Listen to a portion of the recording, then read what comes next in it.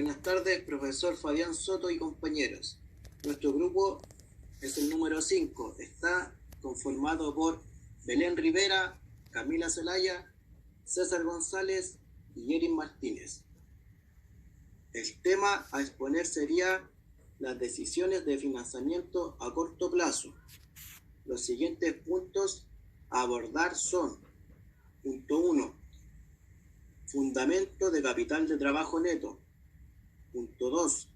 Componente de capital del trabajo neto. Punto 3. Estrategia de capital de trabajo neto. Y punto 4. Fundamento de financiamientos a corto plazo. En este punto veremos un caso como de ejemplo. A continuación dejaremos a Camila Zelaya con su presentación.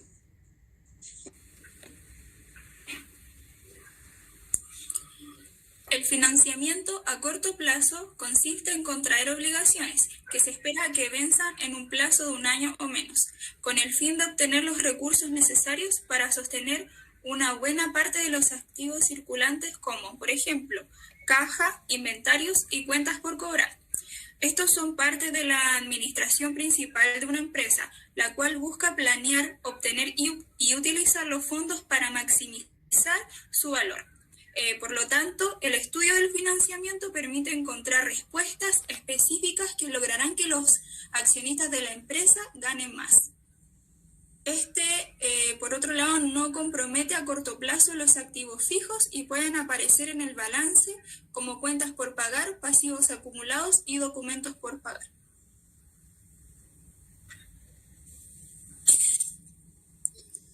Dentro del capital de trabajo neto encontraremos una diferencia entre los activos y los pasivos corrientes. Cuando los activos corrientes de una empresa son mayores a los pasivos corrientes, su capital de trabajo neto será positivo y estos son menores, serán negativos. En este caso, el capital de trabajo solo se usa para financiar la operación de un negocio y dar margen a recuperar la cartera de ventas. En otras palabras, se puede decir que una empresa tiene un capital neto de trabajo cuando sus activos corrientes sean mayores que sus pasivos a corto plazo. Y esto conlleva a que una entidad desee empezar alguna operación comercial de producción, siempre y cuando manejen un mínimo de capital de trabajo en este caso, y el cual dependerá de la actividad de cada uno.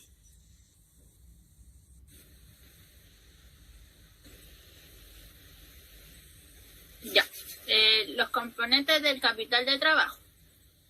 Bueno, en la gestión de capital de trabajo, los activos y los pasivos circulantes son una parte muy importante. Por ende, los dos son los componentes del capital de trabajo.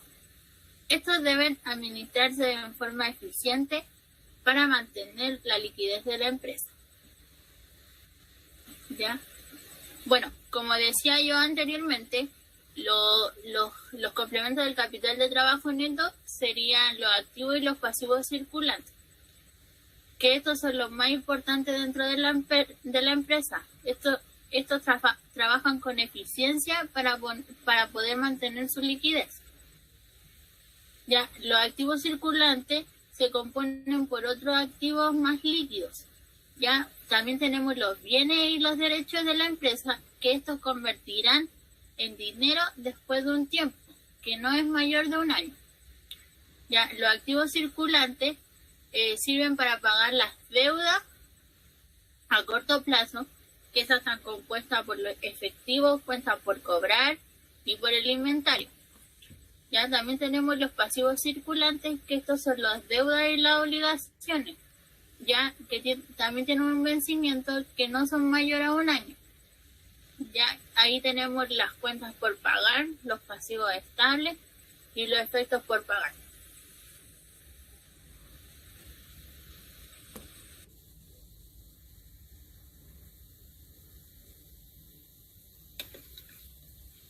Ya. Estrategia del capital de trabajo neto. Es de mucha importancia cuidar del capital de trabajo de la empresa, ya que este es el que protege la liquidez. El capital de trabajo se calcula y puede analizarse tomando el total de los activos circulantes de la empresa y los pasivos a corto plazo. La diferencia entre ellos determina el grado de capital de trabajo con el que se cuenta, pero sobre todo muestra la disponibilidad que se tiene como organización para aplicar la estrategia de crecimiento, expansión, innovación, inversión, etc. Por ello, el no cuidar de esta parte puede resultar en un endeudamiento a corto plazo, una deficiente capacidad de la empresa para un correcto funcionamiento o para hacer frente a sus obligaciones en el corto plazo. ¿Cómo se puede controlar estas cuentas? A través de controles que otorguen a la empresa un buen funcionamiento de los bienes a corto plazo, como lo que implica mantener saldos óptimos con efectivo, aplicar y vigilar políticas de condición de crédito, sistema adecuado al manejo de inventarios, considerar los costos de mantenimiento de inventarios y contar con los inventarios de seguridad. Esto se logra con la implementación de distintas herramientas que la organización debe aplicar y hacer funcionar a través de la capacitación, de la buena comunicación y las áreas o departamentos de la misma. Y una vez logrado esto, es importante el continuo monitoreo de lo correcto en la aplicación de los sistemas o estrategias de maximización de cada uno de nuestros activos, como la evaluación de nuestra deuda a corto plazo, tanto como las ya contraídas como las obligaciones que estén por contraer. La liquidez se permite adelantarse a la competencia y diseñar un esquema donde se busque el crecimiento de la organización y posicionarla favorablemente en el mercado. Bueno, yo les voy a hablar un poco qué es lo que son las fuentes de financiamiento a corto plazo. Podemos decir que se utiliza para conseguir liquidez inmediata, directamente de las operaciones relacionadas con los ingresos de una empresa. Esto no debe ser mayor a un periodo de 12 meses. Esta fuente de financiamiento a corto plazo es ideal para las empresas pequeñas y medianas. Así tienen recursos de forma inmediata. Algunos financiamientos a corto plazo podríamos nombrar como ejemplo los créditos comerciales, los créditos bancarios, una línea de crédito, un sobregiro, etc.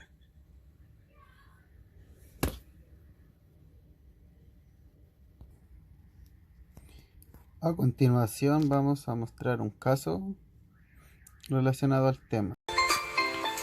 La empresa de vestuario para hospitales textiles Primera Línea se encuentra preocupada porque sus máquinas para coser han sufrido un percance y se quedaron fuera de su funcionamiento debido a bajas constantes de energía eléctrica.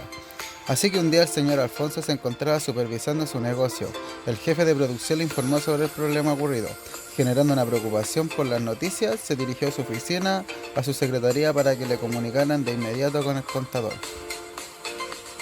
Más tarde el contador se presenta en la oficina para atender el llamado.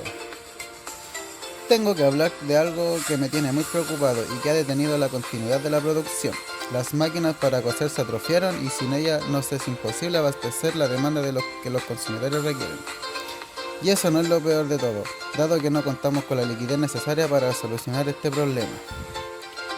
¿Tienes algunas opciones?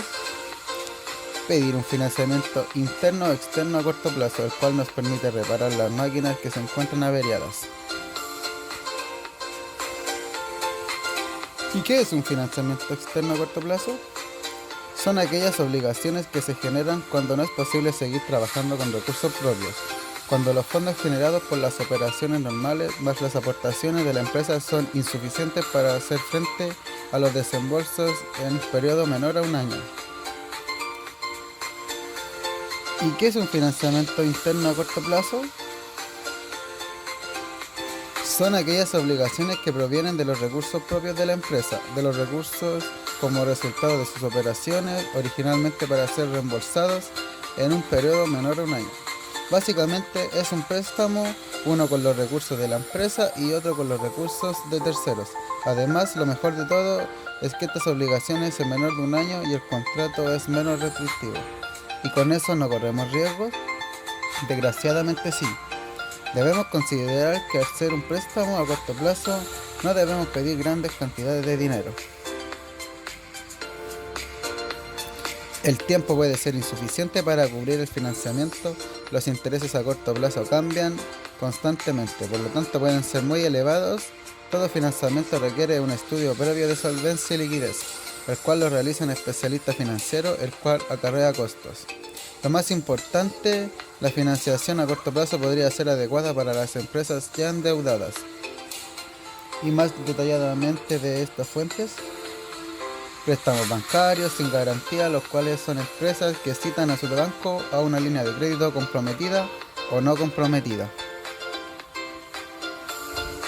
¿Qué quiere decir esto? Es decir, son arreglos comprometidos y por lo regular implican el pago de una comisión de apertura por parte de la empresa al banco. Entonces, no comprometidas es un acuerdo normalmente que permite a la empresa obtener fondos hasta un límite establecido sin realizar trámites normales. ¿Y qué otras fuentes se pueden mencionar? Existen unas que se llaman saldos compensatorios, los cuales son depósitos que las empresas mantienen en el banco en cuentas que pagan intereses bajos o ninguno en absoluto. Normalmente estos saldos son de 2 a 5% de la suma entregada en préstamos. Al dejar estos fondos en el banco sin recibir intereses de las empresas, aumenta la tasa de interés efectiva que percibe el banco sobre la línea de crédito. Y también por último tenemos fuentes de préstamos con garantías. Como bien sabe, generalmente los bancos o otras instituciones suelen exigir garantías para que de esta manera otorguen un préstamo. Por lo regular consiste en las cuentas por cobrar o inventarios. Las cuentas por cobrar son presentaciones de crédito que cede la empresa a sus clientes con una cuenta abierta para conservar a sus clientes actuales y así atraer nuevos.